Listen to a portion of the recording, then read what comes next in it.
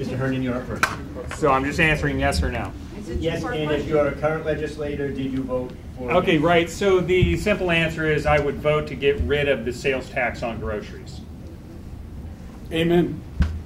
I have and I will continue to. I authored a bill to do that once. Yes. Yes. Yes. Yes. Yes. Yes. Let's see, goes out there in the middle. Okay, follow up, and my Name, question. please? Oh, my name is Kristen. Nice to meet you all. So this question is for 1B. So Engel and Sage Dixon. This is a. Sure.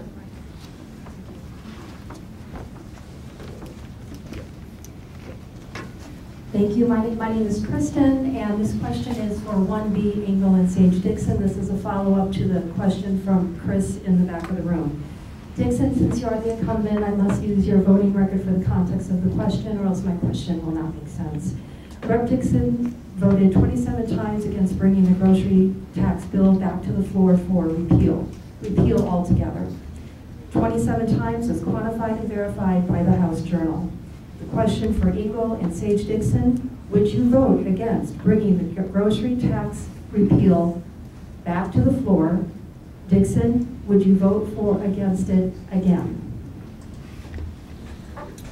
Well, as we have watched this unfold in the legislature, we've seen about a dozen of our good Liberty legislators vote to get that bill onto the floor and get it out of the committee. I would have been with Heather the entire time trying to get that out of committee and get it to be debated on the floor. It's reprehensible that we're paying grocery taxes. It needs to stop now. So as I said, every time we've had the opportunity to vote for removal of the grocery tax, I have. It was in 2017. There was an amendment made in the Senate. It came over to the House. I voted for that. In 2019, somebody on the House Tax Committee made a motion within the committee to do a grocery tax repeal, and I voted for it then also. Never since then has anything ever come before the tax committee in the House that I could vote on or on the floor. Now, what you're talking about is a personal bill. Legislators well know when you run a personal bill, as Mr. Hart said, where they go to do that. You go to die. This was something that was, this bill was done in doing that. So in bringing that up, it would come to the floor. One of two things can happen. First, the House could vote on it. Well, first, the Speaker can redirect it. So he can send it back to that same committee, and this process can just go over and over again in doing that. Second, the House potentially could vote on that, but then you have a bill on the floor that's had no vetting through our committee process, and it's had no public input in doing that. And as I talked to people that voted for that bill, they really had no clue what was even, not for the bill, pardon me, but for that motion. It's not even a vote on a bill, it's a vote on a motion. And they didn't even know what that contained. So this is just something that was generated for the purpose it's being used for at this point. In that sense, it wasn't a true effort because legislators do have to do a lot of work, and not every idea that we have is a brilliant idea. We have to go talk to our colleagues. We have to change things that we're doing in order to get things done. There were many other proposals attempted. The chairman of the House didn't want to hear a grocery tax repeal bill. I had things I was working on and trying to convince him to do that.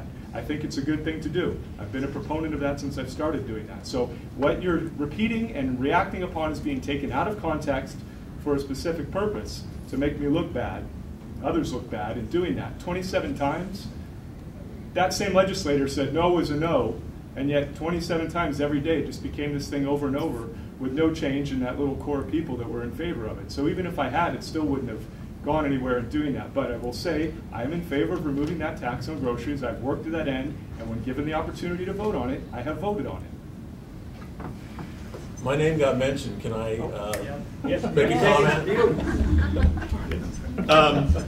My bill that I ran in 2010, House Bill 454, to eliminate the personal income tax and replace it with a sales tax, got sent by Speaker Denny to Revenue and Taxation Committee. I heard some discussion somewhere that all personal bills go to Revenue and Tax, or go to Ways and Means. My bill was a personal bill. It went to Revenue and Taxation. I didn't have a hearing on it because I didn't think I could get it through, but I wanted it out there for people to debate on it. If you want to get the bills out of Ways and Means Committee, We need better leadership, and we need more Liberty candidates elected to the legislature, both on the House and the Senate. So talk to your friends around the state. Let's get the Liberty people elected.